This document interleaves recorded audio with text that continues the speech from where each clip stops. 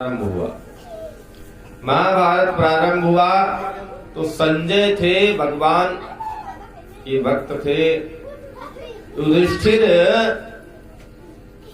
को बताने के लिए संजय को दिव्य दृष्टि मिली कि युधिष्ठिर को आंखों देखा हाल समाचार सुनाए, लाइव न्यूज। भागवत कथा, वो महाभारत का पूरा जो चरित्र हुआ, संजय ने सब कुछ देखा। और एक व्यक्ति और था जिसने देखा था पूरा महाभारत, उसका नाम बर्बरी। कहते हैं कि संजय को दिव्य दृष्टि प्राप्त हुई कि संजय सब कुछ देख सकते हैं, कौन क्या कर रहा है, जिसके तरफ निगाह डालते हैं वो सब कुछ दिखता है महाभारत का। अब तो अर्जुन युद्ध लड़ने जब पहुंचे, अर्जुन ने देखा क्या कि सामने कौन खड़ा है। पिताजी, चाचा, दादा, काका, मामा, फूफा, भांजा, भतीजा, गुरु, जो पढ़ाए थे इनको, जो खिलाए थे अपनी गोद में, वो सब लड़ने के लिए अर्जुन के सामने खड़े दिखाई दे रहे हैं। अर्जुन क्या किए कि अपना धनुष बाण रख दिए, और अर्जुन धनुष बाण रख करके और जाकर के रथ के यानी गाड़ी के पिछले हिस्से में जाकर के बैठ गए। उनका शरीर थर थर थर थर कांपने लगा, बहुत दुखी हुए अर्जुन। भगवान ने कहा अच्छा। अर्जुन कहते मैं किससे लड़ूं, ये मेरे आचार्य हैं, गुरु हैं, भाई हैं, मैं इनको मार करके यदि राज भी पा जाऊंगा तो राज किस काम का। भगवान कहते हैं कि प्यारे ये तुम्हारे भाई का और तुम्हारा युद्ध नहीं है, धर्म और अधर्म का युद्ध है। जिस भरी सभा में एक स्त्री का अपमान किया जाए, वहां बैठे कहते जो अधर्म का देखने वाला अधर्म को होता है, अधर्म देखता कुछ बोलता नहीं, वो भी उतना ही पापी होता है, पाप का भागीदार उतना ही होता है। तो सब पापी है, अधर्मात्मा है। इन्होंने धर्म से नाता तोड़ लिया है। भगवान तब समझाना शुरू करते हैं। दूसरे अध्याय में भगवान ने अर्जुन को समझाया। पहला श्लोक भगवान बोलते हैं, कहते हैं सोच्यानन्म सोचस्तुम प्रज्ञावादांश भाष्ये गतासूच्यानान सोचंत पंडिता। हे अर्जुन, तुम तो पंडित वाली बात करते हो, लेकिन बात तुम्हारी मूर्खों वाली है। क्यों? क्योंकि पंडित जन जो विद्वान होते हैं वो क्या गया क्या आया इसकी सोच नहीं करते, क्या नष्ट हुआ क्या नष्ट होगा। और तुम किसकी बात कर रहे हो? ये जो आत्मा है शरीर के अंदर, ये मरती मिटती नहीं है। नैनम छिन्दन्ति शस्त्राणि नैनम दहति पावका न चैनम क्लेदयन्त्यापो न शोषयति मारुतः। इस आत्मा को न कोई बाण भेद सकता है, न अग्नि जला सकती है, न समुद्र डुबा सकता है। महाराज ये तो अजर अमर है। और आत्मा ही कहते हैं कि परमात्मा का एक अंश है, ईश्वर अंश जीव अविनाशी। वही अंश हमारे अंदर जो आत्मा रूप है वही है, आकर के हमारे हृदय में विराजमान होता है। अरे अच्छा ये बताइए कि हमारे अंग काम करना बंद कर दें तो, हाथ बंद कर दे तो जल जाएगा, हम जिंदा रहेंगे। पैर बंद कर दे तो भी जिंदा रहेंगे। नाक हमारी कट जाए, मुंह कट जाए, मुंह ना खुले, ना बोल पाए, आंख से दिखाई ना दे, कान से सुनाई ना दे, तो सब कुछ हो सकता है, चलेगा। किडनी खराब हो जाए तो भी व्यक्ति जीवित रहेगा। लेकिन यदि हृदय की गति रुक गई तो फिर उसका कोई उपाय नहीं है। कहते हैं भैया हार्ट अटैक हुआ और तुरंत समाप्त है। तो हृदय में परमात्मा का वास होता है। इसीलिए कहते हैं भगवान कहाँ रहते हैं? हमारे हृदय में विराजमान रहते। यानी हृदय की गति रुकी तब उसकी कोई दवा नहीं है। सारे डॉक्टर की डॉक्टरी फेल। प्यारे, तो भगवान हमारे अंदर विराजमान है और हम क्या कर रहे हैं? भगवान सब कुछ देखते हैं। तो हमको चाहिए कि हम अपने अंदर अपने आत्मा से डरे। हम ये सोचें कि हम क्या कर रहे हैं, क्या नहीं कर रहे हैं, उसका निर्णय स्वयं करें, दूसरा कोई नहीं करेगा। क्योंकि हम तो सोचते हैं कि हमको कोई देख नहीं रहा, लेकिन परमात्मा है, सब कुछ देखते हैं। भगवान को याद करके डरना चाहिए और अपने कर्म को करना चाहिए। तो कथा सुनने का लाभ तभी है जब हम अपने कर्म को जाने। अच्छा, मनुष्य का कर्म क्या है? सबसे पहले तो ये प्रश्न उठता है कि मानव को करना क्या चाहिए। तो प्रत्येक व्यक्ति का नियम बताया गया कि सुबह उठिए आप, स्नाने दाने जपश्चैवा देवता नाम च पूजनम बल वैश्रेयोत्थाथ्यम षड कर्माणि दिने दिने। 6 कर्म हर व्यक्ति को करना चाहिए। कौन कौन है? प्रातः उठिए, स्नान करिए, दान करिए, जप करिए, देवताओं का पूजन करिए, हवन करिए और अतिथि की सेवा करिए। ये प्रत्येक व्यक्ति का कर्म बताया गया। अब व्यक्ति अपना कर्म छोड़ करके और अपने मार्ग से भटक रहा है। तो अधर्मी कोई भी हो, आप अगर पाप करेंगे तो उसका फल आपको प्राप्त होगा। और भगवान उसीलिए भगवान मानव के कल्याण के लिए रूप रखते हैं, अवतार लेते हैं। भगवान अवतार लेकर के मनुष्य को शिक्षा देते हैं कि किस प्रकार से मनुष्य का कल्याण हो और अपने भक्तों को आनंद देने के लिए। अगर भगवान को राक्षसों को मारना हो तो उनको पृथ्वी पर आने की आवश्यकता नहीं, भगवान वहीं से मार सकते हैं। लेकिन मुख्यतः भगवान को राक्षसों का वध करना ही नहीं होता है। राक्षसों का वध करने के साथ जो भक्त उनके हैं, जिनके ऊपर कष्ट है, उनका कष्ट दूर करने आते हैं और उनको दर्शन देने आते हैं, उनके साथ भगवान लीला करने आते हैं। भगवान तो ये दिखाते हैं कि हम अपने भक्तों के अधीन हैं और भक्त मेरा जो चाहे मुझसे करा ले। भगवान भक्त के अधीन बड़े सहज रूप से रहते हैं। कहते हैं एक जो है व्यक्ति था, एक बार एक सेठ जी थे, तो भगवान के बड़े भक्त थे, भगवान का भजन करते थे। 2 ही लोग थे, पति और पत्नी। अब उनकी कोई संतान नहीं थी, बड़ी सेवा करते थे साधु संतों का और भजन करते थे। सेवक खोजने निकले, भगवान की सेवा खूब करते थे। भगवान ने सोचा चलो सेठ जी के यहाँ कुछ हम भी चले, विनोद करें। भगवान विनोदी स्वभाव के हैं, अपने भक्तों के साथ आमोद प्रमोद विमोद करते रहते हैं। भगवान ने क्या किया कि छोटे से बालक का रूप बनाया और सेठ जी रास्ते से जा रहे थे कटरे उठरे लिए। भगवान ने कहा वो सेठ जी राम राम। सेठ जी कहे राम राम भैया, राम राम, क्या हाल चाल है? तो भगवान ने कहा ठीक है, कहाँ सेठ जी जा रहे हैं?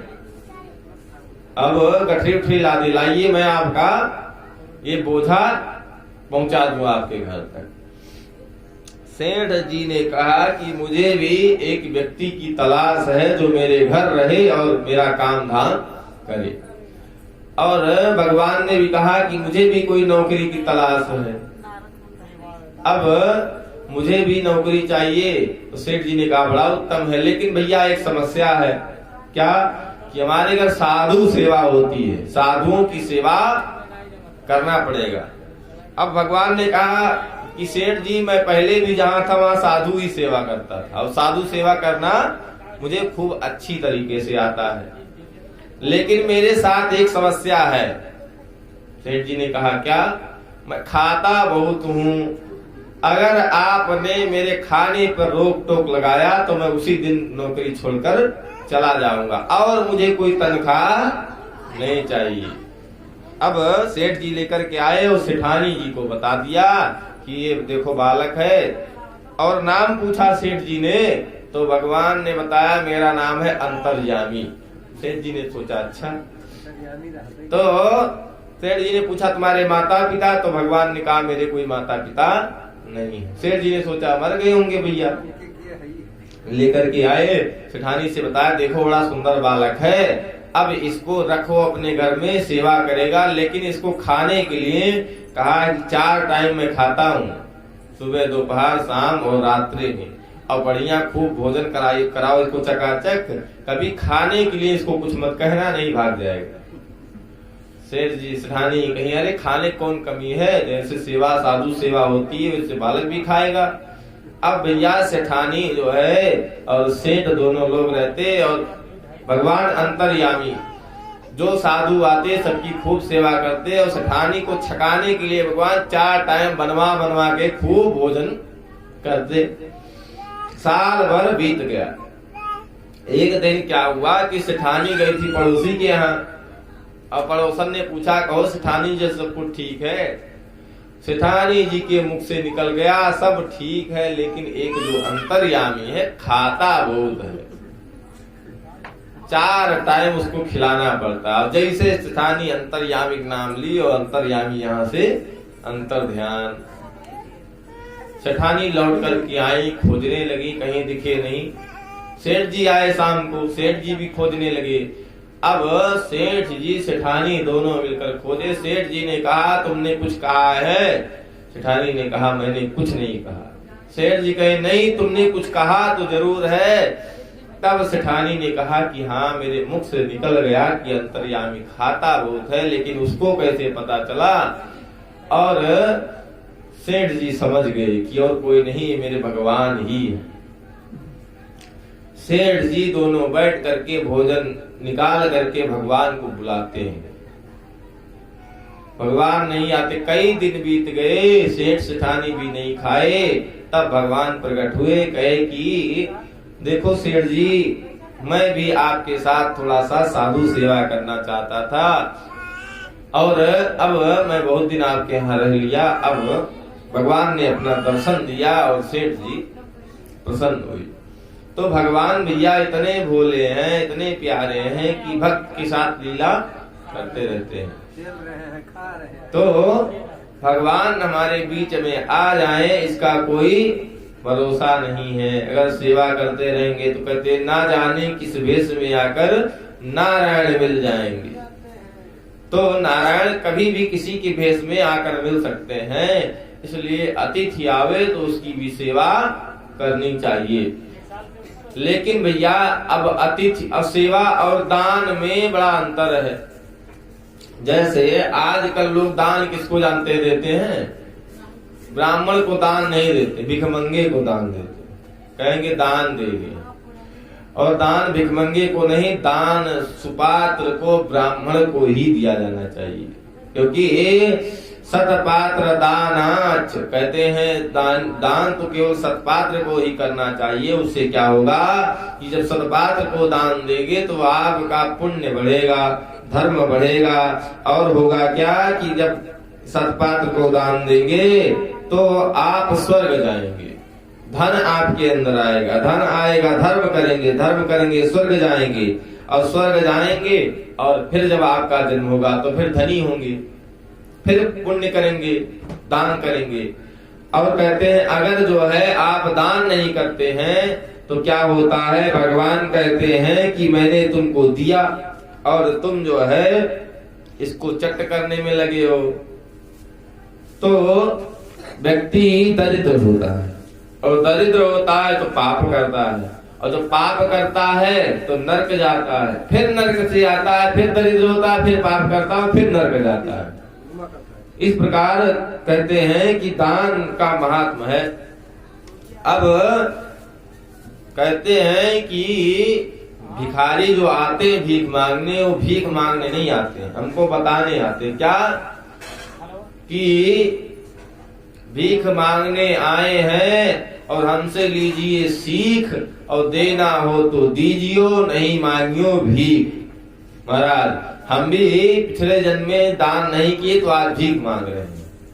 तो अब दान तो करना चाहिए, लेकिन दान किसे करना चाहिए? सतपात्र को। सतपात्र कौन है? ब्राह्मण हो और जो संध्या बंधन पूजा पाठ करने वाला हो। भैया अगर आपने गलत व्यक्ति को दिया तो उसका फल आपको मिलेगा। कहते हैं जो आप करेंगे, जो आपके द्वारा किया गया है, उसका फल मिलेगा। इसीलिए लोग दान कहाँ करते हैं? जैसे कथा हो रही हो, भागवत हो रही, दुर्गा पूजा है, वहां दान किया जाता है। अब कोई शराबी व्यक्ति इसको दान करेंगे तो कितना पुण्य मिलेगा?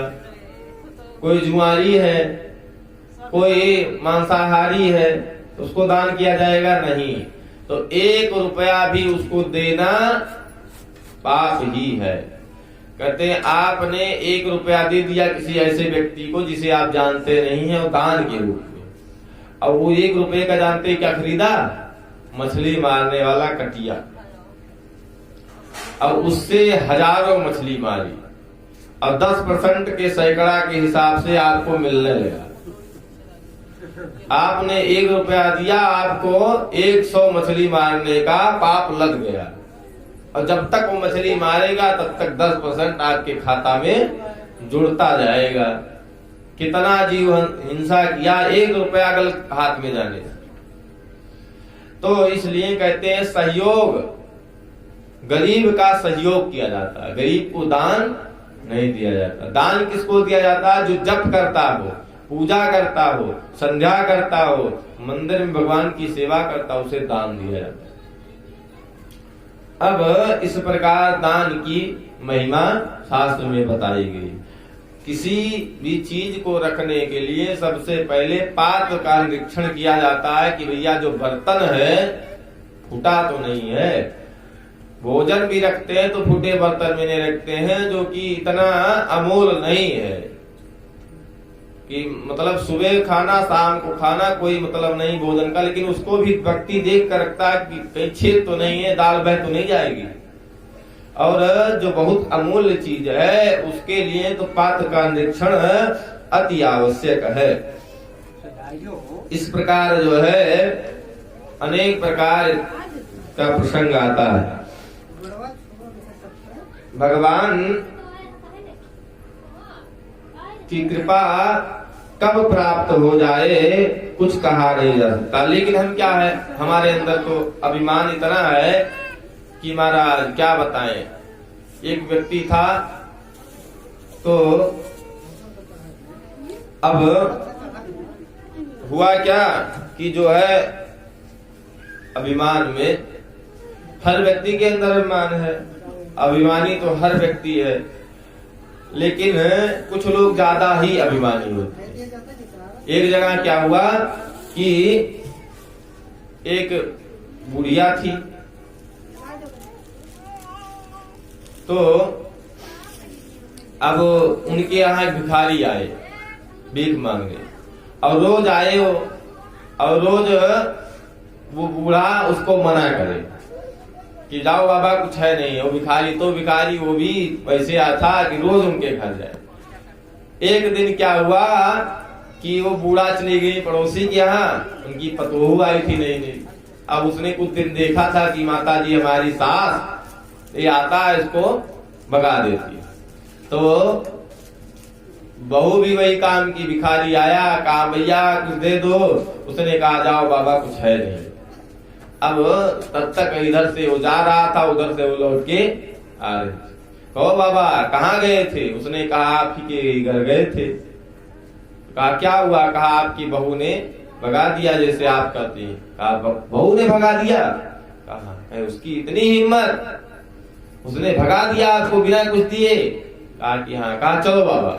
अब भिखारी भी लौट आया, उसने सोचा कि लग रहा है दो लोग के झगड़े में तीसरे का फायदा हो जाएगा। लौट करके आया और बहू को लगे डांटने कि तुम्हारी कैसे हिम्मत हुई, तुमने इसको भगा दिया। कहा उसने माता जी आप जो करती थी वही हमने भी कर दिया। तो कहा अच्छा, तो जो मैं करूंगी वही तुम भी करोगी? अभी तुमको 4 दिन आए हुए नहीं, तुम मेरी बराबरी कर रही हो। बहुत बड़ा बुरा कहा। उसने कहा माता जी माफ कर दीजिए, गलती हो गई, अब ऐसा नहीं करेंगे। भिखारी सोचे कि अब कुछ मिलेगा, तब माता जी ने कहा अब जाओ, मैं कह रही हूं कि तुमको कुछ नहीं मिलेगा। तो कुछ लोग ऐसे भी होते हैं, इतना अहंकार। और एक हनुमान जी महाराज, हनुमान जी महाराज ने राम जी के लिए 100 योजन समुद्र पार किया, सीता जी का पता लगाया, सीता जी को प्राप्त कराने में कितनी सहायता की। लेकिन जो है हनुमान जी को लेश मात्र का भी अहंकार नहीं है। लेकिन हमारे अंदर अहंकार भरा हुआ है।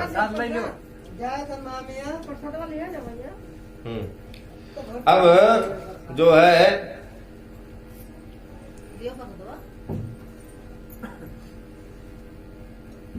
हनुमान जी भगवान को अपने बस में कर लिए, निरछल भक्ति करके। कहते हैं सुमिर पवन सुत पावन नामो, अपने बस करी राखियो रामो। जिसको बहुत प्रेम करता है व्यक्ति, उसको सीधा नाम नहीं लेता है, फलनवा कहता है। वैसे राम जी को राम नहीं कहते हैं। गोस्वामी जी लिख सकते थे सुमिर पवन सुत पावन नामा, अपने बस कर राखे रामा। लेकिन राम राम रामा नहीं कहे, रामू कहे। हनुमान जी के बस में भगवान हमेशा रहते हैं। अरे हनुमान जी ने सीना चीर कर दिखा दिया भगवान को विभीषण के कहने पर।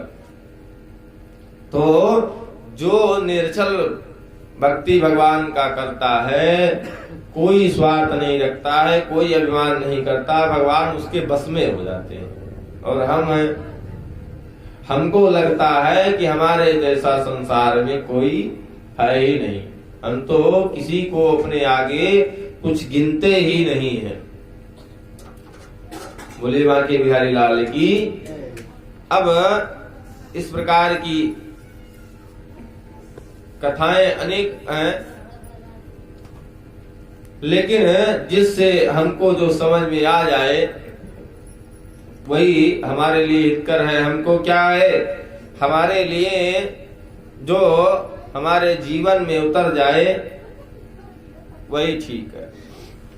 कहते हैं भगवान सुदेव जी परीक्षित जी को कथा सुनाते हुए कि महाराज कल भगवान के परम भक्त श्री ध्रुव जी की कथा सुनाई थी।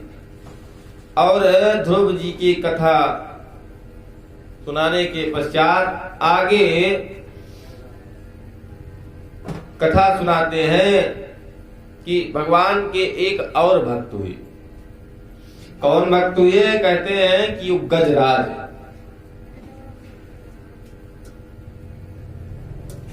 भगवान तो सबकी रक्षा करते हैं, जो भी भगवान का भजन करता है